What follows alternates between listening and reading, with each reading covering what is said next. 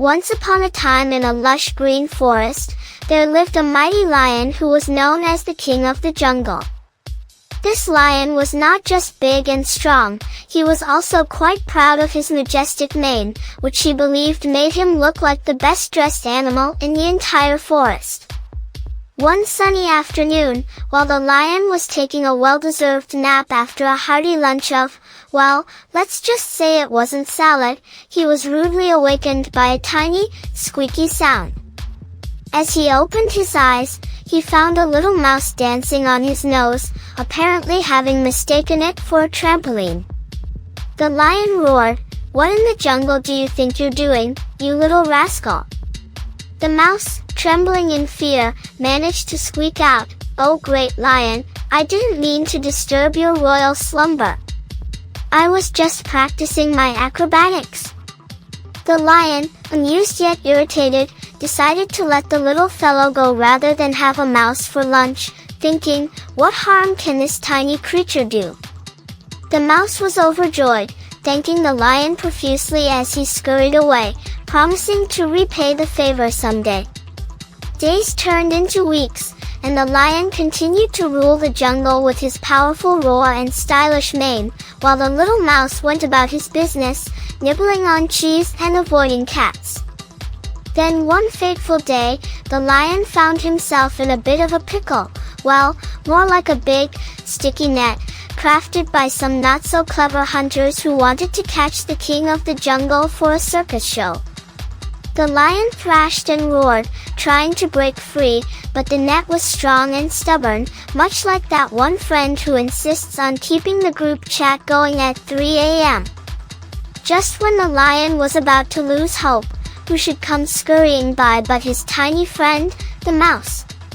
The mouse looked up at the trapped lion and squeaked, "Wow! You really did a number on yourself this time." "This is no time for jokes, little one," the lion replied, feeling a mix of embarrassment and desperation. "I need your help." The mouse, feeling quite brave, said, "Don't worry, mighty king. I've got this." With his tiny teeth and even tinier determination, the mouse started gnawing at the ropes of the net. At first, it seemed futile. After all, how much damage could a mouse do against such thick ropes? But the mouse was persistent. With every nibble and every squeak of encouragement, the ropes began to fray. Finally, after what felt like an eternity, or maybe just 5 minutes because time flies when you're a mouse, the last rope snapped, and the lion was free. The lion shook off the remnants of the net, looked down at the mouse, and said, "I owe you my life, little friend."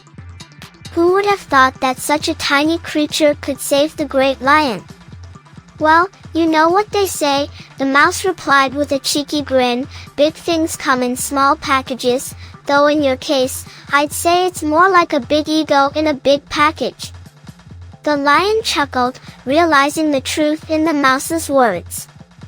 He had learned an important lesson that day, that everyone, no matter how small, can make a big difference. "From now on, I will remember that size doesn't matter, and I will treat everyone with respect," the lion declared. "Especially when they can chew through ropes," the mouse added with a wink. And so, the unlikely duo became the best of friends, proving that even a lion can learn from a mouse.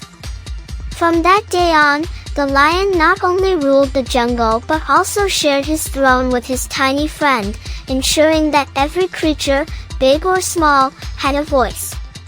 And the mouse?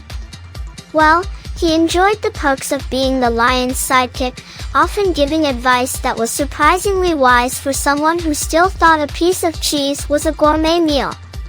As the sun set over the jungle, the lion and the mouse sat together, laughing and sharing stories, proving that friendship knows no bounds and that sometimes, the smallest friends can teach us the biggest lessons.